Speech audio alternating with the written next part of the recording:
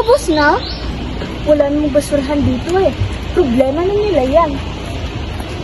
Miss, nalaglag yata yung basura mo. Ay, hindi yan nahulog.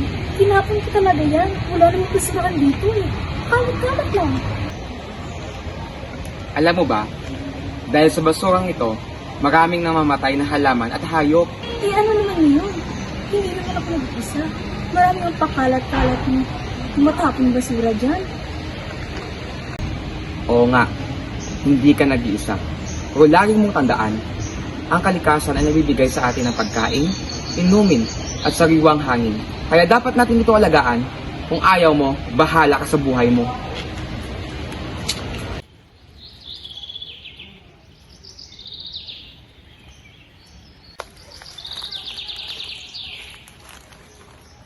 Oh, miss, bakit ka na ito?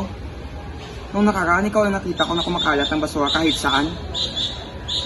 Kapag ko lamang na tama ka, dapat pala nating linisan ang ating kapaligiran. Ay, salamat sapagkat naunawaan mo ang aking mga sinasabi. Kaya sama-sama tayo, tulungan natin ang kalikasan.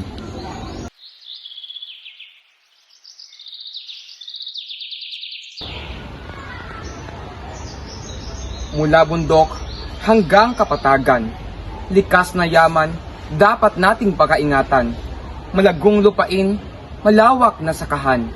Ito'y bigay na Panginoon na nararapat nating alagaan. Lunti ang kagubhatan na kay gandang pagmasdan.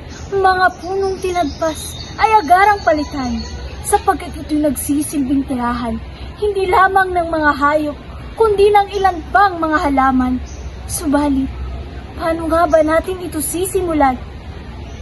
Sa bawat maliit nating hakbang, mapapanatili nating balanse ang kalikasan.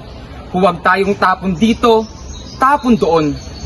Maging bahagi na tayo ng solusyon at iwasan nating magkalat ng polusyon. Walang mawawala kung ating susubukan. Walang imposible kung tayo'y magtutulungan. SDG 15, ating isabuhay upang magandang kinabukasan ang ating mararanasan. Magtanim ka, hindi lang ng punla, kundi ng malasakit. Tubigan mo, hindi lang ang halaman, kundi ang pag-unawa. Putulin mo, hindi lang ang puno, kundi ang pagkauhaw sa ganansya. Palaguin mo, hindi lang ang lupa, kundi ang kabutihang magsasalba.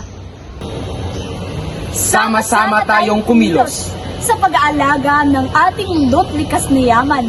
Magtanim tayo at muling buhayin. Dahil kung may itinanim, tayo'y may aanihin.